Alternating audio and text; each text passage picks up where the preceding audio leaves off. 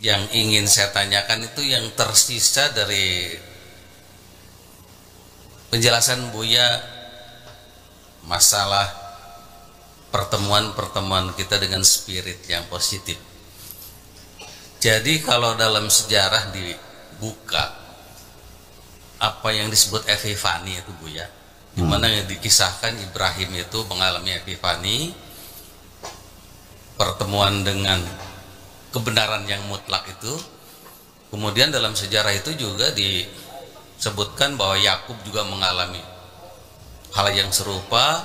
Kemudian para spiritual juga bercerita tentang epifani itu, di mana sebetulnya kalau kita ambil padanan pada spiritual pada agama yang lain termasuk paganisme, diserupakan dengan epifani itu menjadi satu model di mana para spiritual dari paganisme pun mengatakan itu epifani semacam gitu. Nah sekarang berkaitan dengan masa khalwat kita sekarang ini, seandainya kita menemukan perjalanan spiritual tadi, padahal tadi dijelaskan dalam salah satu butir ro'aitullah itu, jangan kau hiraukan seandainya juga yang memanggil dengan atas nama ayat-ayat Allah. Iya. Jadi saya teringat dengan perjalanan epifani Nabi Ibrahim dan nabi-nabi termasuk para spiritual lain dari paganisme itu tuh.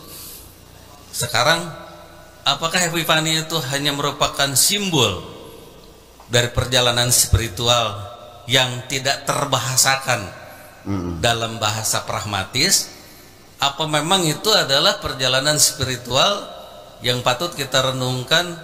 Nah, mohon penjelasan Buya. Saya rasa dengan perjalanan kita khalwat ini ada kemungkinan kita perlu memahami mana itu perjalanan spiritual yang dipanggil atas nama Allah dan dipanggil orang atau zat atau apapun yang mengatasnamakan Allah. Itu Buya. Terima kasih. Wassalamualaikum warahmatullahi wabarakatuh. Itulah makanya ketika kita ingin melakukan perjalanan spiritual, apakah di situ thariqat atau suluk dan sebagainya, itu ada standarisasi para ulama sufi, thariqat dan sebagainya. La budda min syekhin, harus punya syekh. Sehingga muncul beberapa hadis-hadis Nabi yang ya mungkin hadis, mungkin juga pepatah ulama, man ta'allama bi ghairi syekhin fa syaikhuhu syaitan. Barang siapa yang berguru dalam belajar perjalanan spiritual itu tanpa guru, maka gurunya adalah setan. Artinya bahwa mereka yang setan-setan itu akan memanfaatkan orang yang sedang menjalani perjalanan spiritual itu disesatkan. Dia akan muncul mengaku jadi Tuhan, mengaku jadi malaikat dan sebagainya, dan orang itu percaya. Makanya perlu mursyid, karena mursyid itu yang berpengalaman, dia punya detektor. Artinya bisa membedakan mana malaikat, mana setan, mana Tuhan dan sebagainya. Apalagi sekelas saya, Nabi Ibrahim sendiri juga setannya muncul mengaku Tuhan kok. Iya, muncul. Ya. Aku adalah Tuhanmu. Mulai hari ini semua yang haram menjadi halal buat kamu. Ana rabbuka. Laqad ahlaltu lakal muharramat. Aku adalah Tuhanmu. Mulai hari ini semuanya menjadi halal. Sayyidina Ibrahim logikanya berjalan. Mana mungkin masa Tuhan bilang begitu? Ini setan. Ambil batu dilemparin kan gitu. Dan lalu peristiwa itu kita melakukan menapak tilasinya, namanya balang jumrah.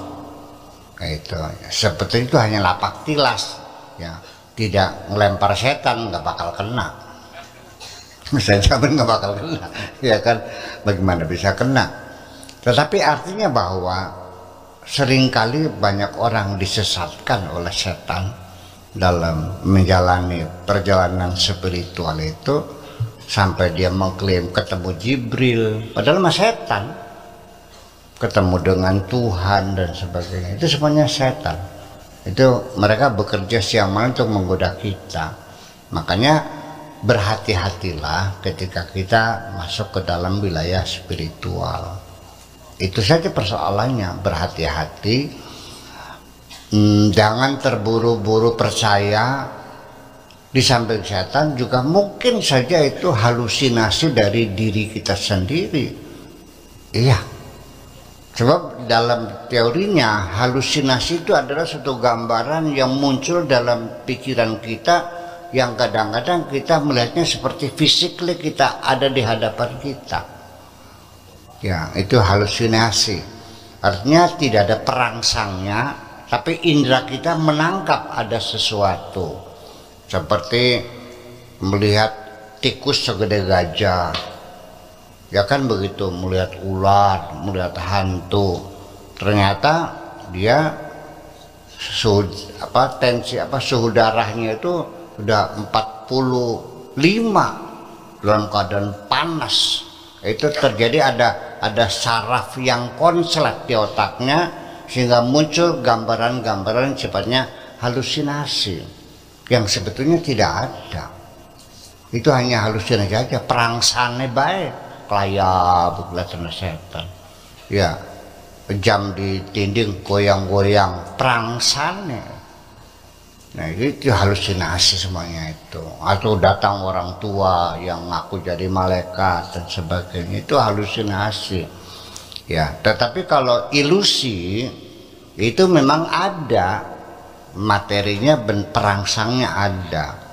Ya, umpamanya kita sedang berjalan malam hari, ada dua pohon pisang yang daunnya bersambung, kita berilusi, ya, melihat seperti kelelawar, ya, yang sebesar itu. Padahal itu adalah daun pisang yang menyatu, dikiranya kelelawar yang sebesar itu. Itu namanya ilusi.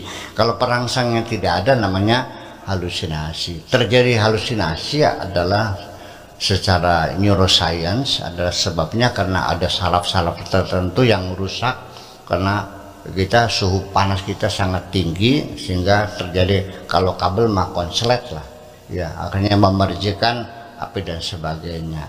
Oleh karena itu, kepada kita semuanya, nanti apapun yang kau lihat di sini, abaikan semuanya itu. Ya, jangan mengambil keputusan apapun. Oke? Dan jangan merasa bangga Anda bisa ketemu dengan malaikat. Goblok. Ketemu malaikat ya senang. Bukan, pangkatnya kamu sama malaikat tinggi mana sih? Apa kamu disuruh bersujud malaikat atau malaikat suruh bersujud pada kamu? Jadi kalau rabbuka lil malaikati isjudu li adama fasajadu. Mereka suruh bersujud kepada Bani Adam. Bahkan sebelum kita terlahir dari perut ibu, ketika masih dalam perut ibu, Allah sudah menyuruh para malaikat suruh bersujud kok. Wa idza sawaitu wa nafakhtu fihi min ruhi faqa'u lahu sajidin. Malaikat sudah disuruh bersujud kepada kita ketika kita masih berbentuk embrio, yaitu usia 4 bulan, sudah ditiupkan roh dari Tuhan, malaikat bersujud. Jadi siapa yang pangkatnya tinggi? Mungkin gak ada seorang jenderal seneng banget ketemu sama kopral? Jadi artinya bahwa kamu gak paham, kamu jenderal, ngapain berbangga-bangga? Apalagi mending malaikat mana? Punya jin gorong-gorong, merasanya paling sakti sendirian, hanya bikin repot aja kok. Ya, tiap hari minta makan tapi kerjanya nggak bisa. Iya. Inna rijalan minal insi ya'uduna bi rijalin minal jinni fazaduhum rahaqa. Orang yang meminta-minta sama jin itu nggak ada manfaatnya kok, hanya membuat lelah saja. Beli pegel bae, makan yang gajinya kerjanya beli bisa. kerja makan tiap hari kita kasih makan, yaitu dengan menyan segala macam. Ya, tapi ketika suruh ngambil duit juga nggak bisa. Iya kan, seperti itu. Jadi nanti pada ujungnya ada banyak kemungkinan. Ya bisa malaikat beneran, bisa setan ngaku malaikat, bisa setan ngaku jadi Tuhan, bisa halusinasi, bisa ilusi, dan itu semuanya kemungkinan. Tapi saya tidak akan menuduh siapapun. Tetapi yang jelas bahwa kita umat Islam itu ada standarisasi ketika menjalani perjalanan spiritual. Itu perlu ada pemantauan khusus dari sang guru namanya syekh, atau istilahnya adalah mursyid.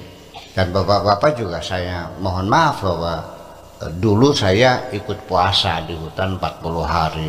Kalau yang saya bimbing itu seminggu nggak makan, nggak minum, nggak tidur, saya juga di sampingnya, artinya di hutan bersama-sama, ya nggak makan juga, nggak minum juga, nggak tidur juga seminggu, dan seterusnya. Nah sekarang saya sudah tidak bisa lagi mumpuni, ya saya paling hanya sehari 2 hari nanti saya sini lagi gitu aja. Mungkin setiap malam Rebo kita akan kasih pengajian ya untuk ini. Ya mungkin kalau hari kosong juga saya kesini. Ya tetapi saya kasih peringatan mumpung pada dikenanya, jadi abaikan saja dulu. Apapun yang kau lihat, apakah perempuan cantik jelita, apakah sesuatu yang menyeramkan, atau yang aku malaikat, atau juga mungkin bapak-bapak melihat saya di gubuk, melihat itu, udah abaikan saja lah. Dan biasa masuk dalam mimpi. Saya juga aneh kenapa banyak orang mimpi saya ya. Iya, saya juga nggak tahu, saya nggak pernah nyebar mimpi kok. Tapi sementara abaikan saja dulu. Percayalah bahwa Tuhanmu tidak seperti apa-apa. Itu yang penting. Terima kasih.